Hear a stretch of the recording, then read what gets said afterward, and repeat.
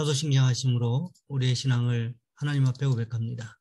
나는 전능하신 아버지 하나님 천지의 창조주를 믿습니다. 나는 그의 유일하신 아들 우리 주 예수 그리스도를 믿습니다. 그는 성령으로 잉태되어 동정녀 마리아에게서 나시고 본디오 빌라도에게 고난을 받아 십자가에 못 박혀 죽으시고 장사된 지 사흘 만에 죽은 자 가운데서 다시 살아나셨으며 하늘에 오르시어 전능하신 아버지 하나님 우편에 앉아 계시다가 거기로부터 살아있는 자와 죽은 자를 심판하러 오십니다. 나는 성령을 믿으며 거룩한 공교회와 성도의 교제와 죄를 용서받는 것과 몸의 부활과 영생을 믿습니다. 아멘. 찬송가 420장입니다.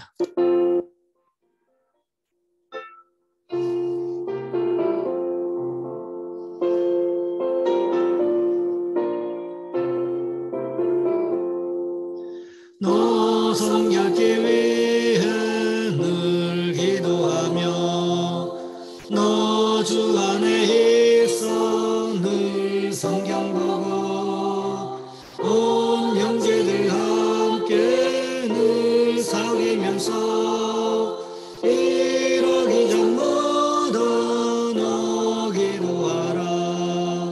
너 성결케 위해 내 머리 숙여 저 은밀히 계신 내 주께 빌라.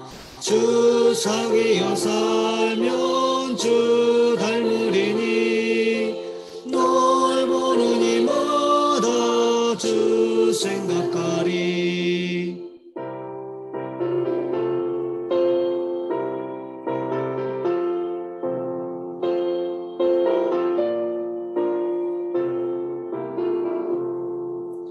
너 성결케 위해 주 따라가고 일 다급하여도 당망치 말고 참 즐거울 때나 또 슬플 때나 너 주님만 믿고 늘 따라가라. 너 성결케 위해 늘 기도하며 내 소원을 주께 다 맡기어라. 너 성령을 받아 주 섬겨 살면 저 천국에 가서 더 잘 섬기리.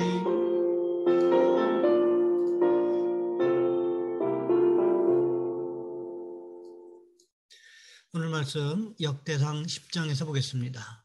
역대상 10장 1절로 6절까지 말씀입니다.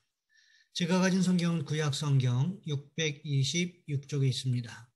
제가 봉독해 드립니다. 블레셋 사람들과 이스라엘이 싸우더니 이스라엘 사람들이 블레셋 사람들 앞에서 도망하다가 길보아 산에서 죽임을 당하여 엎드러지니라. 블레셋 사람들이 사울과 그 아들들을 추격하여 블레셋 사람들이 사울의 아들 요나단과 아비나답과 말기수아를 죽이고 사울을 맹렬히 치며 활 쏘는 자가 사울에게 따라 미치매 사울이 그 쏘는 자로 말미암아 심히 다급하여 사울이 자기의 무기를 가진 자에게 이르되 너는 칼을 빼어 그것으로 나를 찌르라. 할례받지 못한 자들이 와서 나를 욕되게 할까 두려워하느라.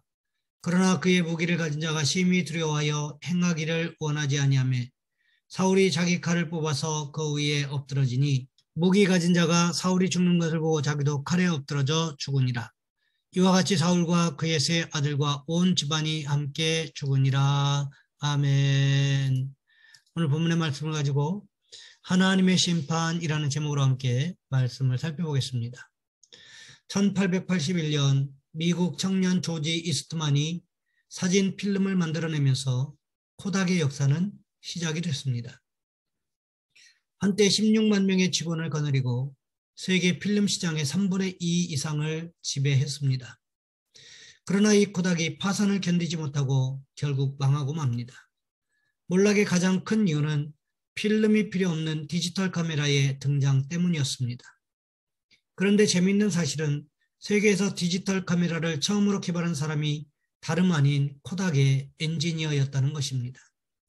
1975년 코닥은 세계 최초로 디지털 카메라를 발명했지만 이 신기술을 외면했습니다. 당시 경영진은 그걸 보더니 이렇게 말했다고 합니다.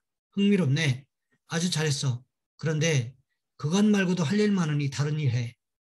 그리고 그러한 판단 때문에 100년 역사의 기업이 사라져갔습니다. 또 다른 100년의 역사를 이어가고 세계적 기업이 될 수 있었던 기회를 놓쳤습니다.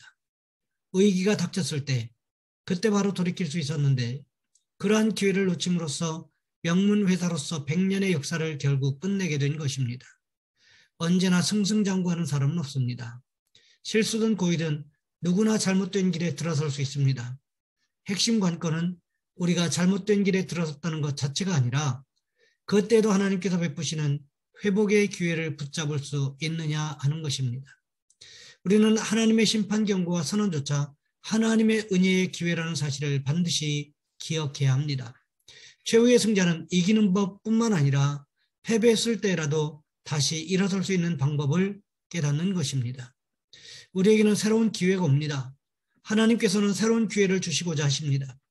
심지어 고통과 심판을 통해서도 우리에게 기회를 주십니다. 가정과 사업과 인생에서 우리는 실수합니다. 패배하기도 합니다. 후회하기도 합니다. 하지만 바로 그때가 하나님이 주시는 은혜요 기회입니다. 오늘 본문에 보시면 이스라엘의 초대 왕이었던 사울에 대한 하나님의 심판에 대하여 기록하고 있는 것을 볼 수 있습니다. 사울 왕이 블레셋과의 길보아 전투에서 사망한 것을 오늘 본문은 기록하고 있습니다. 왜 사울이 이런 죽음을 당하게 되었습니까? 오늘 본문은 기록하고 있지 않지만 사무엘상 15장에 보시면 하나님께서 사무엘 선지자를 통하여 아말렉을 진멸하라고 말씀하셨습니다. 그런데 어떻습니까? 사울 왕이 어떻게 했습니까? 하나님의 말씀은 오간데 없고 자기 마음대로 일 처리를 했다는 거지요. 양과 소를 살려가지고 돌아왔습니다. 거기에다가 아말렉 왕 아각을 살려주었다는 거지요. 그러면서 사무엘 선지자의 책망에 변명하기 바빴다는 거지요. 모든 결정을 자신이 했음에도 불구하고 백성들에게 책임을 전가하기 바빴다는 거지요. 그 상황에서 하나님께서 어떻게 말씀하십니까? 사무엘상 15장 26절부터 28절 말씀해 보시면 이렇게 기록하고 있습니다. 사무엘이 사울에게 이르되 나는 왕과 함께 돌아가지 아니하리니 이는 왕이 여호와의 말씀을 버렸으므로 여호와께서 왕을 버려 이스라엘 왕이 되지 못하게 하셨음이니이다 하고 사무엘이 가려고 돌아설 때에 사울이 그의 겉옷자락을 붙잡음에 찢어진지라. 사무엘이 그에게 이르되 여호와께서 오늘 이스라엘 나라를 왕에게서 떼어 왕보다 나은 왕의 이웃에게 주셨나이다. 하나님께서 어떻게 하시겠다고 말씀하셨습니까? 사울보다 나은 왕의 이웃에게 나라를 줄 것이라고 말씀하셨다는 거지요. 그렇게 하기 위해서 필요한 것이 무엇일까요? 결국 사울의 죽음이 필요하다는 거지요. 그래서 오늘 본문에 보시면 무슨 일이 일어납니까? 하나님께서 블레셋을 동원하여 이스라엘을 침공하게 만들었다는 거지요. 사무엘상 28장에 보시면 블레셋 사람들이 이스라엘과 전쟁하기 위해서 군대를 모집했을 때 답답했던 사울 왕이 어떻게 합니까? 엔돌에 있는 신접한 여인을 찾아가는 죄를 또 저지르지 않았습니까? 그렇지 않아도 하나님께서 사울을 심판하려고 계획 중이었는데 그 위에 또 다른 잘못 하나를 더하고 있었다는 거지요. 자꾸 악수를 두는 경우라고 할 수 있습니다. 그래서 결국 어떻게 됩니까? 블레셋이 이스라엘을 침공하게 되었고 전투가 벌어지게 되었다는 것입니다. 그런데 막상 전쟁이 시작되자 어떻게 되었습니까? 블레셋의 전세가 우세했다는 거지요. 그러면서 이스라엘이 점차 밀리기 시작했고 길보아 산까지 점점 밀려나가기 시작했다는 것입니다. 그런데 어떻습니까? 길보아 산에서 학살이 진행되기 시작했습니다. 오늘 본문 1절 말씀해 보시면 이렇게 기록하고 있습니다. 블레셋 사람들과 이스라엘이 싸우더니 이스라엘 사람들이 블레셋 사람들 앞에서 도망하다가 길보아 산에서 죽임을 당하여 엎드러지니라. 길보아 산에서 블레셋 사람들에 의해서 이스라엘 사람들이 죽임을 당했다고 성경은 기록하고 있습니다. 그때 또 누가 죽게 됩니까? 오늘 본문 2절 말씀해 보시면 사울의 아들 요나단과 아비나답, 말기수아를 죽였다고 기록하고 있습니다. 그때 사울 왕을 쫓아온 블레셋 군인이 있었는데 그가 바로 활을 쏘는 군인이었다는 거지요. 사무엘상 31장 3절 말씀해 보시면 사울 왕이 활 쏘는 자에게 중상을 입었다고 기록하고 있습니다. 그러니까 사울이 중상으로 인하여 살아난다고 하는 것이 거의 불가능해 보였다는 것입니다. 그러자 사울왕이 무슨 이야기를 하고 있습니까? 오늘 보면 4절 말씀해 보시면 이렇게 기록하고 있습니다. 사울이 자기의 무기를 가진 자에게 이르되 나는 칼을 빼어 그것으로 나를 찌르라. 할례받지 못한 자들이 와서 나를 욕되게 할까 두려워하노라. 그러나 그의 무기를 가진 자가 심히 두려워하여 행하기를 원하지 아니하매 사울이 자기 칼을 뽑아서 그 위에 엎드러지니. 활 쏘는 자로 인하여 중상을 입었던 사울왕이 어떤 선택을 하고 있습니까? 내가 블레셋 사람에 의해서 죽었다는 불명예보다 차라리 자살하겠다는 사고방식을 볼 수 있다는 거지요. 그리고는 어떻게 합니까? 사울이 자기 칼을 뽑아 자살하는 상황을 성경이 기록하고 있다는 것입니다. 한 나라의 왕으로서 전쟁터에서 자살한다고 하는 것이 말도 안 되는 상황 아니겠습니까? 그럼에도 불구하고 사울은 자살을 선택하고 말았다는 것입니다. 이것이 바로 사울에 대한 하나님의 심판이라는 거지요. 그런데 하나님의 심판이 여기서 끝나지 않습니다. 오늘 보면 6절 말씀해 보시면 이렇게 기록하고 있습니다. 이와 같이 사울과 그의 세 아들과 그 온 집안이 함께 죽으니라. 사울과 그의 세 아들, 그러니까 한꺼번에 온 집안 사람이 모두 죽었다고 성경이 기록하고 있다는 거죠. 순식간에 사울 집안 전체가 하나님의 심판을 받았다는 것을 성경이 보여주고 있다는 것입니다. 이런 경우가 성경에 또 기록되어 있는데 그것이 누구였습니까? 바로 엘리 제사장의 집안이 그러했다는 것입니다.